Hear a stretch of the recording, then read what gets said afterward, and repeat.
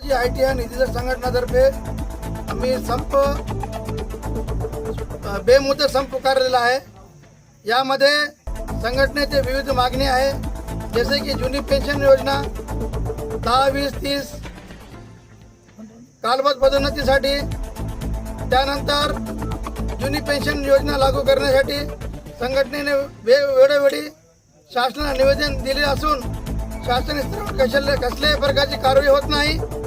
यासाठी संघटनेने त्याच्यावर विलंब केलेला आहे।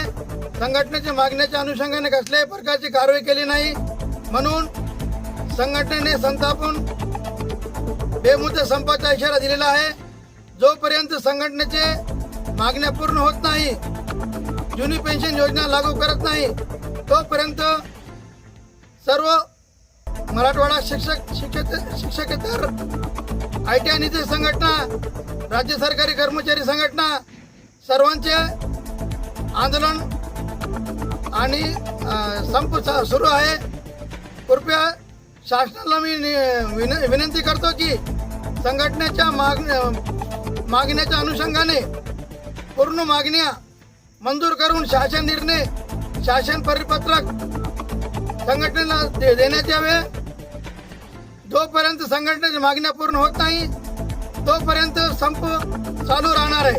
आमचे जे संघटनेचे जे पदाधिकारी आहे, वरिष्ठ पदाधिकारी, त्यांनी आम्हाला परिपत्रक पाठवले आहे की शासन स्तरावरून कसल्याही प्रकारची सरकार कारवाई करत नाही, दुर्लक्षपणा करत आहे। म्हणून संघटनेने आम्हाला परिपत्रकद्वारे कळविले की पूर्ण महाराष्ट्रामध्ये सरकारी कर्मचारी संघटना, ITI निधी संघटना, राज्य सरकारी चतुश्रेणी कर्मचारी संघटना, महासंघ सर्वांच्या बेमुदत संप राहणार आहे।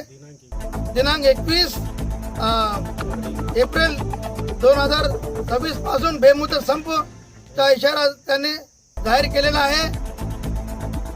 त्या आम्ही महासंघाला आमचे ITI महाराष्ट्र राज्य ITI निधी संघटना त्यांना पाठिंबा देत आहे आणि बेमुदत संपचा इशारा देत आहे। सरकारी जे कर्मचारी आहेत, काही जण OPS मध्ये आहेत, काही जण MPS मध्ये आहेत आणि RNPS च्या ज्या योजना आहेत त्या आजपर्यंत क्लिअर झालेल्या नाहीये। त्याच्यामध्ये नक्की तरतुदी काय आहे, तर आमचं म्हणणं आहे की सर्व जे सरकारी कर्मचारी आहेत त्या सर्वांना पुन्हा जुन्या पेन्शन योजनेचा लाभ मिळावा, जेणेकरून सर्व सरकारी कर्मचाऱ्यांना न्याय मिळेल। काही OPS मध्ये आहेत, काही MPS मध्ये आहेत, हा दुजाभाव सरकारने टाळावा आणि आमच्या ज्या 18 मागण्या आहेत त्या लवकरात लवकर सरकार कशा पूर्ण करू शकते याच्यावरती योजना आखा। नेमकं किती दिवस बंद चालणार आहे? आज 21 एप्रिलपासून आम्ही हा संप करतोय, हा पुढे जोपर्यंत सरकार आमच्या मागण्यांवरती